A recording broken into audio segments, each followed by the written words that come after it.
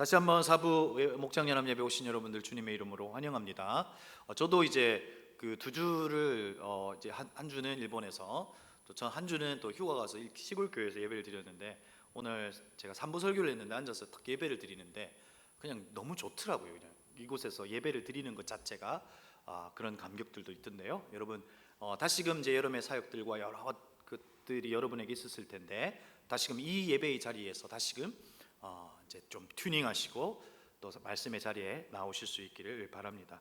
오늘 그 단기봉사 보고식을 좀 짧게 이야기를 나눴는데, 우리가 일본 단기봉사를 이제 마무리하고 전체 청년들과 나눔의 자리에서 모아지는 하나가 있었습니다. 그게 뭐냐면, 선교는 누가 하신다?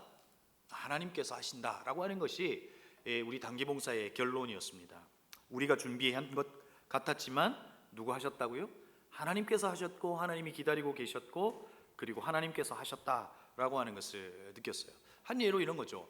16명이 이제 함께 했는데, 일본에 유학하고 있는 한 청년이, 이전에 여러분들과 함께 했던 한 청년이 이제 우리와 함께 합류를 했어요. 둘째 날 카페에서 음식을 팔고 이제 일본인들을 만나는 자리가 되는데, 여러분 그곳에서 아무리 팝하고가 잘 되지만 깊이 있는 대화는 이루어질 수가 사실 없잖아요. 근데 하나님께서 그 친구를 부르셨다는 생각을 했어요. 그러니까 우리가 알고 있는 소위 알고 있는 히키코모리라고 하는 사회와의 접촉을 극단적으로 깊이 하는 것들, 이제 부류인 분들이 있잖아요.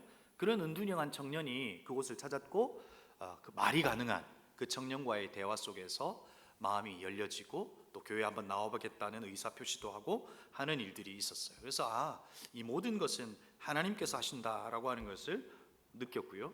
또 하나는 아까 우리 이제 진혁이가 간증할 때 그 오르간 있잖아요. 그러니까 처음에 제가 딱 갔는데 이 공간 안에 그 기둥 아래 그 교회도 좁은데 엄청나게 큰 공간을 차지하고 있더라고요. 그래서 이걸 왜 안 치우고 있지? 이거 좀 치워야 훨씬 공간이 넓을 텐데, 지난해에도 그 생각했고 올해도 생각했어요. 그런데 이제 그 전을 들춰내니까 그게 뭐였냐면 이제 오르간이었어요. 그러니까 오르간을 치시는 분이 그 오르간을 구매하고 있었는데 교회에 어떤 문제가 생겨서 이제 그곳을 떠나시게 된 거죠. 그런데 우리 가운데 이제 누가 있었던 거예요. 원래 여러분 정원, 우리 일본 단기봉사의 정원은 14명이었어요. 그런데 이제 추가로 2명이 지원을 한 거죠. 그렇죠? 동생이 지원하지 않는다는 사실을 알고 한 자매가 지원했는데, 바로 그 자매가 이제 오르간을 전공한 친구죠. 사실 우리도 오르간을 치기는 쉽지 않아요. 그렇죠? 그런데 그곳에서 오르간을 연주하게 되고, 주일 예배 속에서 그 공간을 오르간 소리로 탁 채워질 때 그 공간에 있었던 이들만 느낄 수 있는 그 감격이 있어요. 그죠? 아무도 소리를 내지 않는 먼지 덮인 이 공간을 찾아가고 있던 그곳에서 소리를 낼 때, 그래서 하나님께서 보내셨구나. 그죠? 하나님께서 하신다라고 하는 것을 느꼈습니다. 여러분 혹시 하나님이 살아계신가라고 하는 의심이 드는 친구도 있습니까? 그러면 어떤 논리적인 설득으로 이해하려고 애쓰지 마세요. 선교지로 가세요. 그곳에 계신 하나님을 여러분들도 만나실 수 있기를 바랍니다. 네, 아멘. 자, 일본 단기봉사를 지나가면서 계속해서 이제 갈라디아서 말씀을 묵상했습니다. 그러면서 또 하나의 생각이 있었는데, 그게 뭐냐면 소수로 살아가는 것, 정말 극소수로 살아간다는 것의 의미가 뭘까 하는 생각을 했어요. 여러분 일본이라고 하는 땅은 저희들보다 훨씬 먼저 복음이 들어왔지만 지금 그리스도인의 비율은 100만이 안 돼요. 그러니까 1%가 되지 않는 그 마이너리티로 살아가는 이들이 그곳에 있는 거죠. 그러니까 그들을 바라보면서 계속해서 든 생각이 이런 거였어요. 이들이 예수 믿는 이들로 살아간다는 것은 뭘까? 하나님의 자녀로 살아간다는 건 뭘까? 그들이 그곳에서 예수를 믿는다는 건 그 커뮤니티 안에서 소외되어야 되는 그 상황이 있는데도 불구하고 그곳에서 믿음으로 지키고 살아가는 건 뭘까? 라고 하는 질문이 있었어요. 그러면서 함께 묵상했던 갈라디아서 말씀, 그리고 오늘 함께 보려고 하는 이 로마서 말씀을 통해서 사도 바울이 그 질문에 답을 주고 있더라고요. 오늘 그걸 여러분들과 함께 좀 나누려고 합니다. 오늘 사도 바울이 로마서 말씀을 통해서 뭘 이야기하고 있냐면 하나님의 나라에 대한 이야기를 하고 있어요. 여러분 하나님의 나라 이야기는 우리가 너무 많이 들었잖아요. 그런데 여러분 하나님의 나라라고 하는 것은 우리와 상관 있는 걸까라고 하는 질문을 먼저 해봐야 돼요. 정말 하나님의 나라는 우리가 찬양을 통해서도 하나님의 나라는 이런 곳이다라고 찬양하고 있고 하나님의 나라가 우리의 삶에 임하게 해달라고 하는 고백이 있지만 정말 우리와 상관 있는 이야기일까라고 하는 거죠. 여러분, 하나님의 나라는 우리와 상관 있는 이야기예요? 그렇겠죠? 좋아요. 그런데 여러분, 이 하나님의 나라라고 하는 것은 어떤 것일까 하는 거예요. 여러분, 예수 그리스도를 믿는 믿음 안에서 우리의 삶의 이야기, 우리의 삶의 서사의 주제가 바뀌었어요. 그건 아세요? 주제가 바뀌었어요. 여러분, 우리의 삶의 주인공은 누구였어요?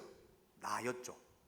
내가 내 인생의 주인이었고 우리 서사의 결론은 무엇이어야 해요? 무엇을 꿈꾸며 살아가요? 성공이죠. 행복이에요.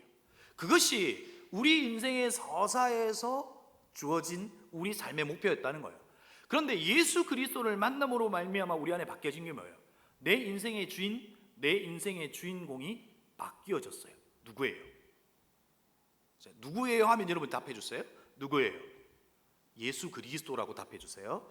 여러분, 우리 인생의 주인이 누구예요? 예수 그리스도. 기분 나빠요? 아니에요. 우리를 만드신 그분이 우리의 주인 되실 때 우리는 가장 큰 행복을 사실상 누릴 수 있어요.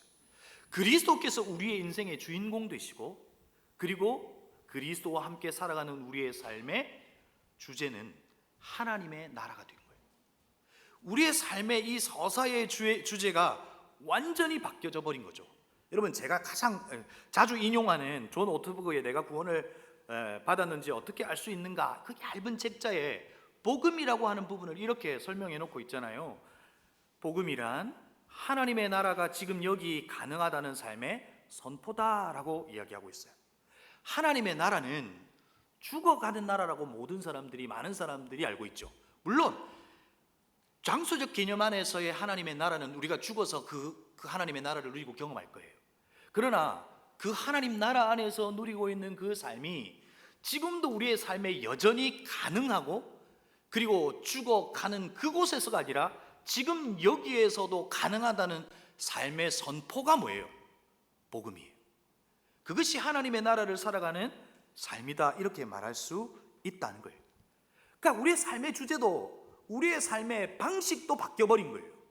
우리의 삶의 방식과 우리의 삶의 가장 가치 있는 삶의 선택도 무엇이 기준이 되는 거예요? 하나님 나라예요. 하나님 나라의 방식과 하나님 나라의 문화와 하나님 나라에 있는 것이 가장 가치 있는 곳으로 우리의 선택이 바뀌어졌다는 거예요. 그러니까 이것이 동의되지 않더라도 이해는 되시죠? 사도 바울이 제가 설명한 이 하나님의 나라에 대한 이야기를 해요.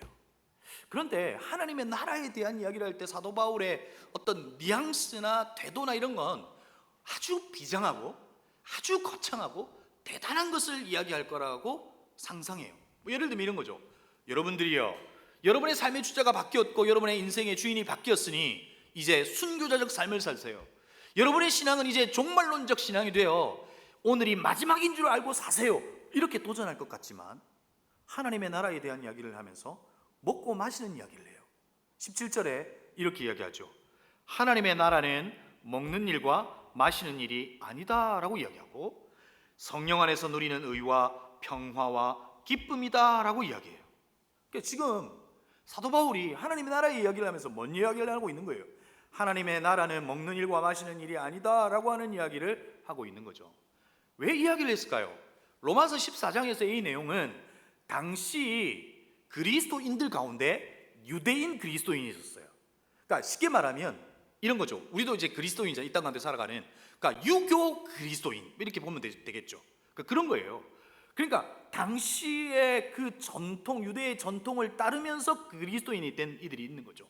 그러니까 음식의 규례라고 하는 것을 지켜야 한다라고 하는 것으로 살았던 이들이 있는 거예요. 그러니까 그들에게 말하고 있는 거예요. 야, 하나님의 나라는 먹는 것과 마시는 것이 아니야 라고 하는 이야기를 하는 거죠. 또한 이 말 속에는 포함되어 있는 또 다른 의미가 하나가 있어요. 당시의 가치는 뭐예요? 지금의 이 세상의 가치도 동일하죠. 여러분, 가장 복 있는 삶은 뭐예요? 하나님을 예배하는 것이다. 맞아요? 그래도 연봉 1억 되는 거다. 어떤 거예요? 그냥 솔직히 말해봐. 그죠? 그러니까 우리 안에도 이미 깊은 곳에서 복 있는 삶은 이 땅에서 말하고 있는 성공적인 삶이라고 하는 것, 다시 말해 잘 먹는 것과 잘 마시는 일이 가능하면 복 있는 삶이라고 이야기하는 거죠. 그걸 사도 바울은 깨뜨리는 거예요. 야, 먹는 것과 마시는 것이 복이 아니야. 그게 너희들이 그렇게 잘하면 그것이 하나님의 나라가 되고 여러분의 나라가 되는 것이 아니다라고 하는 이야기를 해요. 그러면서 진짜 하나님의 나라는 어떤 권력을 가지고 부를 소유하고 그래서 그것을 가지는 것으로 주어지는 것이 아니라 성령 안에서 누리는 뭐다? 의와 평화와 기쁨이다 라고 이야기하는 거예요. 이것이 하나님 나라의 가치다라고 하는 거예요. 의와 평화와 기쁨이 하나님 나라의 가치다라고 하는 이야기예요. 자, 그러면 여기서 질문 하나 더요. 하나님의 나라는 실제 하는가 하는 거예요. 하나님의 나라는 지금 여러분의 삶에서 나타나냐는 거예요. 한번 답을 해보세요. 하나님의 나라는 여러분의 삶에서 실제해요? 막 기도하고 있는데 하나님의 나라가 막 임해가지고 그렇죠? 막 이런 게 하나님의 나라가 임하는 걸까요? 하나님의 나라가 임하는 방식은 뭐냐는 거예요. 하나님의 말씀을 통해 또 성령의 이끄심을 따라 그분의 온전한 다스림을 받는 거죠. 1차적으로 그 다스림을 받을 때 임하는 나라예요. 그런데 그 다스림을 받을 때 임하는 나라는 어떻게 무엇으로 존재하냐면 어떤 보이는 실체와 현상으로 존재하는 것이 아니라 이야기로 존재해요. 내러티브로 존재한다고요. 다시 말해 진리를, 의를 붙들고 진리로 살아낸 삶의 이야기 속에서 무슨 이야기가 있는 거예요? 하나님 나라의 이야기가 있는 거예요. 바로 그곳에 뭐가 있는 거예요? 하나님 나라가 있는 거예요. 그렇죠? 여러분 한번 보세요. 단기 선교로 갔다 왔다니까요. 여러분 미시오데이라고 해서 그 말의 의미는 하나님의 선교, 하나님의 부르심이라고 하는 뜻을 가지고 있어요. 라틴어로. 그 말의 의미는 선교의 주도권은 누가 가지고 계신다는 거예요? 하나님이 가지고 계신다는 거예요. 16명이 떠나고 튀르키예도 8명이 떠나고 이렇게 떠났잖아요. 저희들이 떠났잖아요. 떠난 자리에 나는 무엇한 거예요? 사실상 나의 자발적 선택이 있었지만 사실은 그 부르심 앞에 순종한 거예요. 그럴 때 그곳에서 하나님의 일하심을 본 거죠. 그렇죠? 내가 그분의 말씀을 따라서 순종하여 그분의 다스림이 있을 때 뭐가 있었던 거예요? 그 자리에서 이야기가 있었잖아요. 덮여진 오르간이 열려지고 그 공간을 그 오르간 소리로 채워지는 그 이야기가, 그 이야기 속에 뭐가 있었던 거예요? 하나님의 나라가 임한 거예요. 그리스도의 평화로 화평케 하는 자로 살아내는 그 삶 안에 뭐가 있어요? 하나님 나라의 이야기가 있고 하나님 나라가 있어요. 세상의 기준이 아니라 정말 하나님의 기준과 하나님의 뜻을 따라 살아가는 그 삶 속에 바로 하나님의 나라가 있고, 우리의 삶은 여전히 실패한 것 같고 절망 가운데 있지만 우리의 인생의 지금의 모습은 결론이 아니라 우리의 결론은 영원한 하나님의 나라라고 하는 그 분명한 믿음 안에 살아가는 이들에게 그 절망 속에서 소망이신 예수 그리스도를 바라보고 붙들고 기쁨으로 살아가면 그 안에 뭐가 있는 거예요? 하나님의 나라가 있는 거예요. 물어보겠죠. 야, 너 미쳤어? 너 분명히 실패했잖아. 근데 너 왜 그렇게 기뻐? 말하겠죠. 내 안에 그리스도가 계시다. 그 인생의 이야기 속에 뭐가 있는 거예요? 하나님의 나라가 있다는 거죠. 예수님께서도, 이게 일본에서 제가 설교했던 본문이기도 한데 요한복음 15장 11절에서 말씀하셨어요. 여러분, 예수님께서 십자가에 지시기 전에 말씀하셨어요. 여러분이 마지막 생을 딱 마감할 때 여러분은 여러분의 동료와 여러분의 자녀와 여러분의 누군가에게 어떤 말을 해주고 싶어요? 여러분의 인생에서 뭐 가장 중요한 이야기를 하겠죠. 그죠? 2824 뭐 이런 거 안 하겠잖아요. 통장 비밀번호 이런 거 아니잖아요. 가장 중요한 이야기를 할 거예요. 예수 그리스도께서 십자가에 죽으실 때 앞에서도 이야기했듯이 저는 예수 그리스도가 우리에게 주실 그 메시지는 이런 거였을 거라고 상상했어요. 순교자적 삶을 살아라. 무리로 갈 때 믿음 안에 살아라. 뭐 이런 걸 우리에게 요구하실 것 같았지만 그리스도께서는 이렇게 말씀하셨어요. 내 기쁨이 너희 안에 있어 너의 기쁨을 충만하게 하려 함이라. 나 죽을 거야. 나 십자가 진다? 내가 이런 고통을 당하는데 너희들 죄 때문에 너희들은 어떻게 살아야겠어? 이게 아니라고요. 나 십자가에 죽는다? 내 죽음의 이유는 내 안에 가득한 기쁨, 터질 것만 같은 하늘로부터 주어지는 그 기쁨이 너희에게도 가득했으면 좋겠다. 이 땅을 살아가는 수많은 삶의 방식들이 있고 성공의 이유들이 있고 기쁨의 이유들이 있지만 그거 아니고 예수 그리스도로 그 기쁨으로 살았으면 좋겠다. 이 세상에서 내가 소유하고 있는 그 기쁨과 그 감격으로 가장 행복한 이들이 되었으면 좋겠다. 그래서 나 십자가 진다 이 이야기예요. 다시 말해, 오늘 내가 하나님 나라 안에 있다라고 한다면 내 안에 그 하나님 나라 안에서 주어지는 의와 평화와 기쁨이 있는가 하는 거예요. 여러분에게 그 의와 평화와 기쁨이 가득할 수 있기를 바랍니다. 하나님 나라의 안에서 주어지는 것이 여러분 안에 있을 수 있기를 바란다는 거예요. 그러면서 우리는 사도 바울이 우리에게 그러면 하나님 나라 이야기하면서 어떤 삶을 사는 것이 좋을까? 정말 하나님 나라라고 하는 그 본질, 그 본질적인 삶은 무엇일까? 우리 이것에 한번 답을 찾아보자 하는 거죠. 오늘 이제 로마서의 이야기가 먹는 문제로 시작했다 그랬죠. 15절을 보니까 이렇게 기록되어 있어요. 그대가 음식 문제로 형제 자매의 마음을 상하게 하면 그것은 이미 사랑을 따라 살지 않는 것입니다. 음식 문제로 그 사람을 망하게 하지 마십시오. 그리스도께서 그 사람을 위하여 죽으셨습니다. 앞에서도 이야기했듯이 당시 음식 규례로 서로 막 정죄하고 야 네가 유대인이냐 막 이런 것들이 있었단 말이에요. 근데 사도 바울이 뭐라고 이야기하냐면 그리스도께서 십자가에서 죽으셔서 너희들 다 살렸다. 그런데 이놈들아, 너희들은 먹고 마시는 그 음식의 문제로 사람을 죽이냐? 너의 형제들을 그 음식 문제로 너희들이 가지고 있는 기준으로 전혀 하나님 나라와의 어떤 방식이나 기준과 상관없는 그것으로 사람을 죽여? 그거 잘못된 거야 라고 이야기하고 있는 거예요. 너희들이 생각하는 것이 본질이 아닐 수 있다 하는 거예요. 그럼 도대체 이제 여러분이 이 땅 가운데 살아야 되고 하나님 나라 안에서의 삶의 방식으로 살아내야 되는데 본질이 뭐냐 하는 거예요. 여러분 저는 그러니까 우리 조국 교회 안에 주어진 그 요즘 참 가슴으로 아픈 것들이 있어요. 뭐냐면 교회가 쪼개져요. 그런데 어떤 문제로 쪼개지냐면 정치적인 이념의 문제로 쪼개져요. 태극기냐 촛불이냐 뭐 이런 걸로 갈라져요. 그죠? 여러분 복음이 이념이 복음보다 앞설 수 있어요? 있을 수 없어요. 이념이 어떻게 복음보다 앞설 수 있냐고요. 그런데 이념의 문제로 교인이 교인에게 상처를 주고 교회가 갈라져요.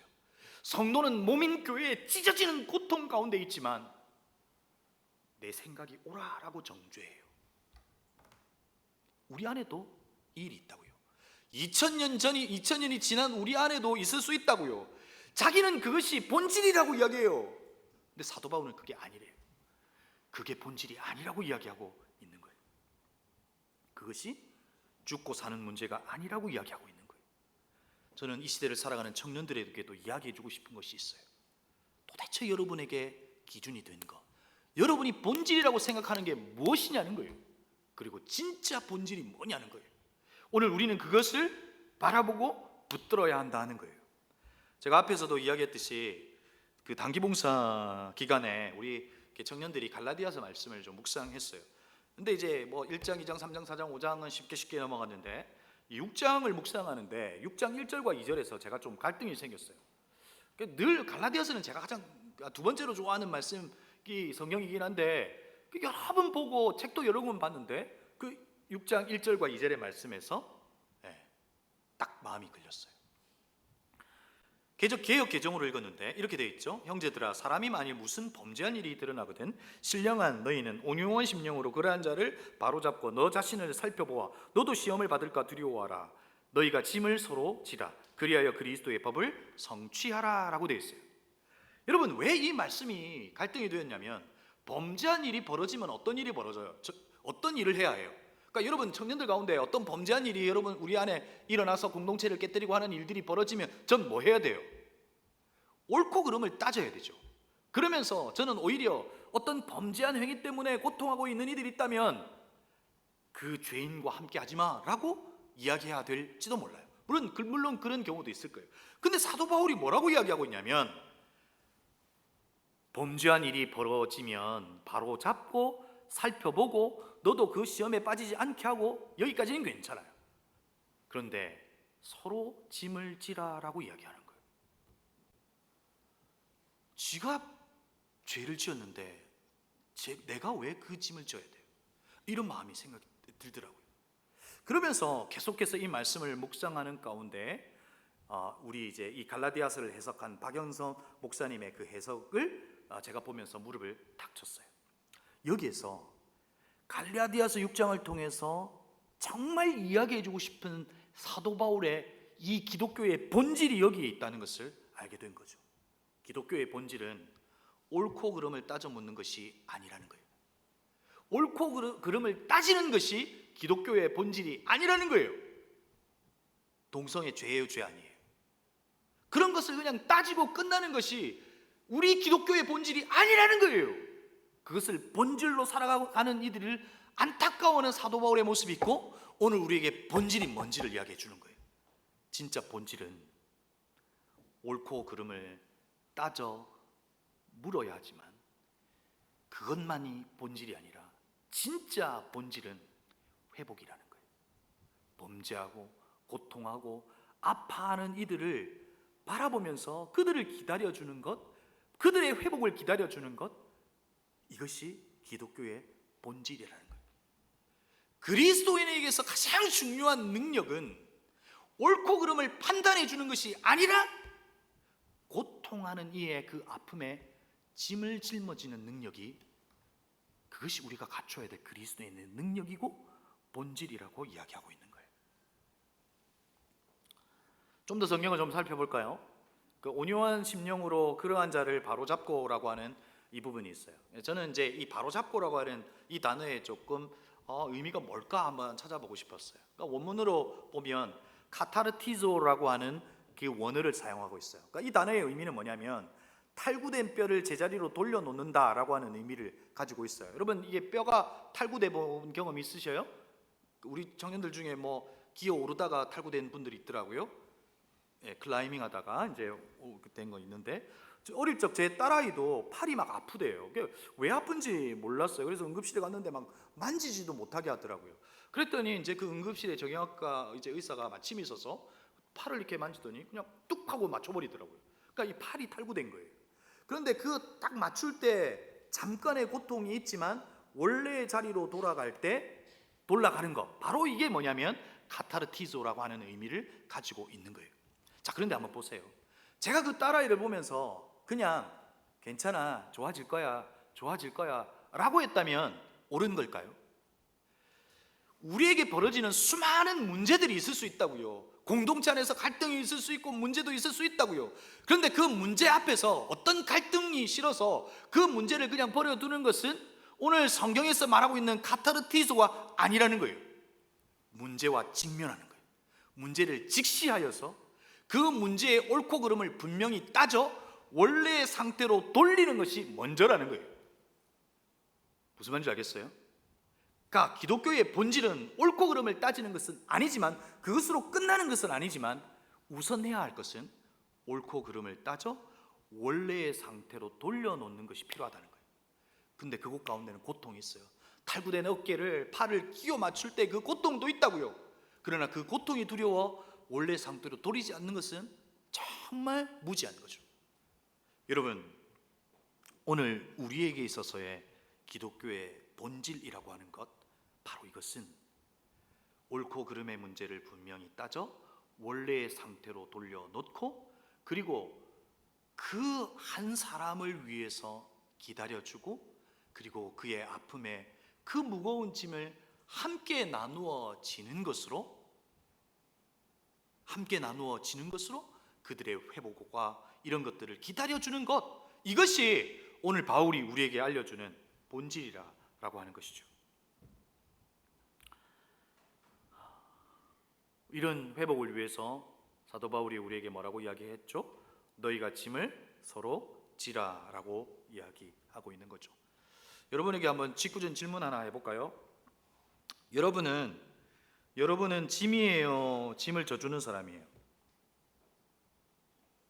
그러니까 여러분이 제가 묻는 걸 이해 못하는 건 아니죠. 그러니까 여러분 짐이에요? 짐을 져주는 사람이에요? 그러니까 저에게 여러분은 짐이에요? 아니에요? 즐거운 짐이에요. 그죠? 아니 오늘 아침에 새벽에 이제 그 리더십 뭐 수련회 하고 돌아오는데 한 청년이 저한테 묻더라고요. 목사님 막 이렇게 하면 이렇게 많은 일들이 벌어지고 하면 힘들지 않냐고. 그래서 저는 그런 건 안 힘들어요. 그 문제는 풀면 되는 거고 그 문제 다음에 하실 하나님의 일들이 있으니까 그런 건 오히려 괜찮아요. 육체가 이렇게 피곤해서 안 따라줘서 그렇지 그런 건 괜찮다고 이야기했어요. 무슨 말이냐면 여러분에게는 저에게는 기쁨의 짐이 될 수 있죠. 그렇죠? 그런데 여러분은 짐이냐는 거예요. 아니면 우리 공동체 가운데 짐이라고 생각하는 사람을 한번 가르쳐 볼까요? 제가 왜 이야기를 하냐면 이번 주에 한 성도 제 아내가 보냈나? 그 카톡을 하나 보냈어요. 근데 이게 딱 이 주제가 맞춰져요. 그 남편이라고 하는 시를 보내왔어요. 그 시가 이렇게 되어 있어요. 집에 두고 오면 근심덩어리, 같이 나오면 짐덩어리, 밖에 내보내면 걱정덩어리, 마주 앉으면 왼수덩어리. 이걸 왜 보내요? 우리는 가끔 누군가의 짐이 되기도 하죠. 그렇죠? 그런데 성경에서 말하고 있는 우리가 생각할 때 짐이라고 하는 어떤 사람에 대하여 무엇이 우리의 선택이어야 하는 거 아니냐는 거예요. 세상은 짐이 되는 것을 제거하면 탁월하다고 이야기하죠. 그렇지 않아요? 그 공동체와 조직이 움직여가는데 불편함을 주는 걸 제거하는 거예요. 그것이 사람이면 사람을 제거하는 거고요. 어떤 리스크의 요소이면 그걸 제거하는 것이 탁월하다고 이야기해요. 근데 성경은 그렇지 않대요. 더디 가더라도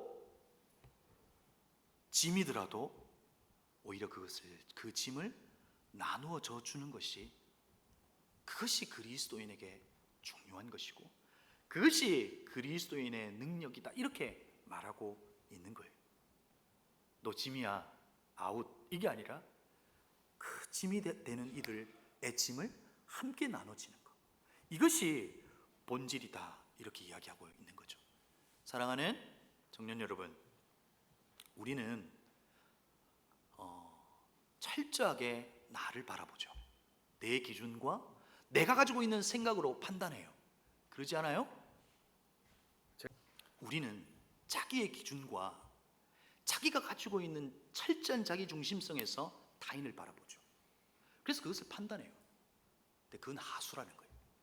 진짜 고수는 옳고 그름을 판단했다면 원래의 자리를 확인하고 원래의 자리로 돌려보내고 그가 회복할 수 있도록 가르치는 것이 아니라 짐을 지는 거예요. 짐은 어떻게 지는 거예요? 누군가의 짐을 져봤어요? 야, 짐 가져와 이렇게 질 수 있는 게 아니에요. 그와 가장 가까운 곳으로 가야 돼요. 그리고 그 짐을 져야 돼요. 그렇게 그 짐을 질 때 공동체는 아름다워지는 거고, 오늘 성경 갈라디아서 6장 2절에서 하나님의 율법이 성취된다고 이야기해요. 하나님의 율법은 율법주의자들이 그거 지켜야 돼 라고 하는 교리적 접근으로 그 율법을 이루어드리는 것으로 지키는 것이 아니라 하나님의 말씀은 성도와 고통하는 이들과 짐을 나누어지는 그것을 순종해낼 때 모든 율법을 통폐합하셔서 우리에게 말씀해 주신 하나님 사랑과 이웃 사랑이라고 하는 그 율법이 우리 안에서 성취되어 하나님의 율법은 사랑이야 라고 하는 것으로 우리에게 증명해 보이신다는 거예요. 말씀을 좀 마무리해 볼까요? 오늘 제목이 주의 자녀로 산다는 것은이에요. 우리 이거 일본 단봉가서 불렀던 합창곡이에요. 근데 저는 주의 자녀로 산다는 것은 딱 요 구절에서 그냥 울컥해요. 왜 울컥하냐면 여러분을 보니까 지금은 그리스도인들의 비율이 20%예요. 2050년이 되면 50%, 지금의 반이 줄어요. 그리고 청년 세대는 일본과 마찬가지로 청년 세대의 비율은 한 1% 정도밖에 안 될 거예요. 그런 마이너티로 극소수로 살아간다는 여러분들은 어떻게 살아가야 하는 거예요? 주의 자녀로 산다는 것 뭘까 하는 거예요. 옳고 그름을 판단하고 그것을 평생 쫓으며 살아가는 일이 아니라 하나님 나라라고 하는 것은 먹고 마시는 것이 아니라 그 안에서 주어지는 의와 그 평화와 기쁨이라고 하는 하나님 나라의 가치를 가지고 우리가 있는 공동체 속에서 누군가의 짐을 짊어져 주는 방식으로 회복이 일어났으면 좋겠다. 그런 극소수의 그리스도인들이 저와 여러분이 되었으면 좋겠다. 이것이 선교적 삶이 아닐까? 이것이 하나님께서 우리에게 바라시는 삶이 아닐까? 그럴 때 우리의 삶에 율법이 성취돼요.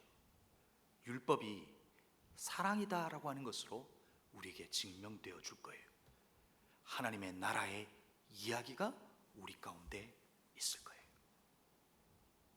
그 하나님의 자녀로, 주의 자녀로 이 땅의 마이너리티로 살아가는 저와 여러분이 되기를 주의 이름으로 축복합니다.